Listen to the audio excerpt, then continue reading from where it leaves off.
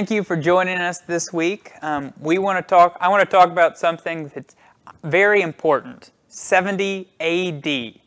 Now, this is important to Christian and the Jewish faith. However, a lot of Christians have no idea why this date is important, or even what happened in it. So this video is going to go on to show you a little bit of the immense importance of 70 AD. Well, it starts a little before 70 AD with a group of people called the Zealots. Now, they took political control of the province of Judah in the mid-60s AD. Now, their goal was to incite the people of Judah to rebel against the Roman Empire and expel Rome from the Holy Land by force of arms, which at first they really succeeded in doing. They led the Jewish people into the First Jewish-Roman War, which was about 66 to 70 AD.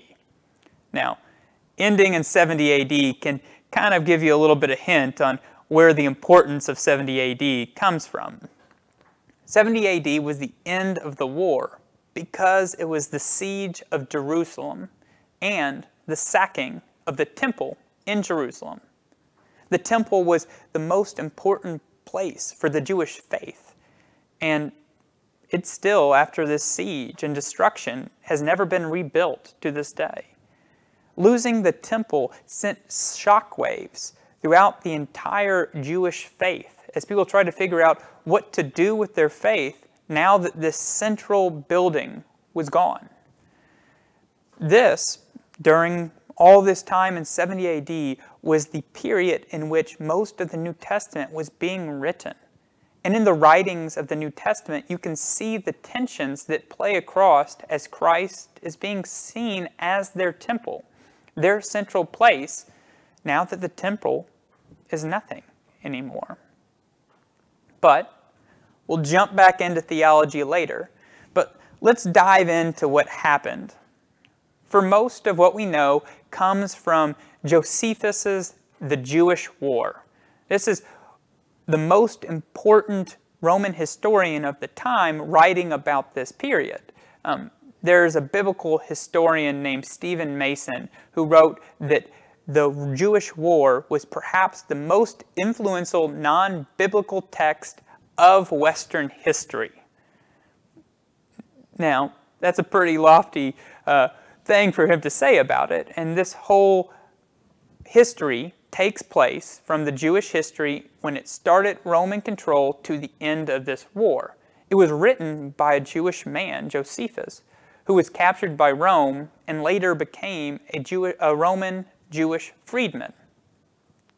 He talked a lot about how the Zealots had early successes in repelling Romans, but soon, because of infighting and different reasons, their success began to fade. They began to lose ground fast, and different groups of Zealots began fighting amongst themselves for control. The Romans began an unstoppable march to Jerusalem that ended in 70 AD. Titus, the Roman emperor, started his siege of Jerusalem just a few days before Passover. At this time, the city was full of people crowding together to celebrate Passover. And when the siege started, they were in huge panic.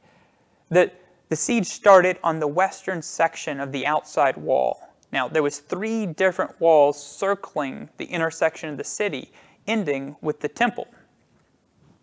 It only took them a few weeks for that third wall to fall down, and only a few more days for the second wall to fall down. This left people running for terror and trying to hide in the smallest, most important part of the city, the temple proper and Herod's palace. 2 of the most influential Zealot leaders allowed their internal differences to boil over, and one group murdered the leader of the other group. So here the Romans are outside of their gates, and these 2 Jewish factions are fighting amongst themselves. In fact, they didn't even prepare themselves for the attack hardly at all until the Roman ramparts were literally on their last wall. In fact, These zealots at one point turned and destroyed their own food stores. Now, historians debate why they did this. Some people think this was to invoke God to come in to assist them, and other people think it was to make their fighters more desperate. Either way, it was a bad decision. It did nothing but leave their soldiers hungry and weak. The Romans launched their attack, catching the zealots while they were sleeping, killing many of them, and moved them out of a fortress that overlooked the temple, giving them the perfect spot to launch an attack on this temple. They used battering rams, but the temple walls were thick and they were unable to breach this final wall section. However, Josephus tells us that a Roman soldier threw a burning stick into the temple grounds, and when it hit the temple, it started to burn.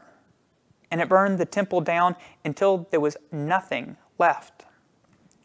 Josephus wrote, "Around the altar, the heaps of corpses grew higher and higher, while the sanctuary steps poured a river of blood, and the bodies of those killed slithered from the top to the bottom."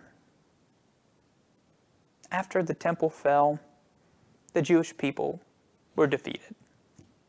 There were a few stragglers who tried to put up a fight, but their religious soul was gone. They had to figure out what to do now, what to do with their faith that this central section of the temple, which had been their pillar for so long, was missing. For the Jews that had become Christians, this shift was easier. They moved from seeing the temple as the central piece of their faith to the person of Jesus. Christianity was not based in the place.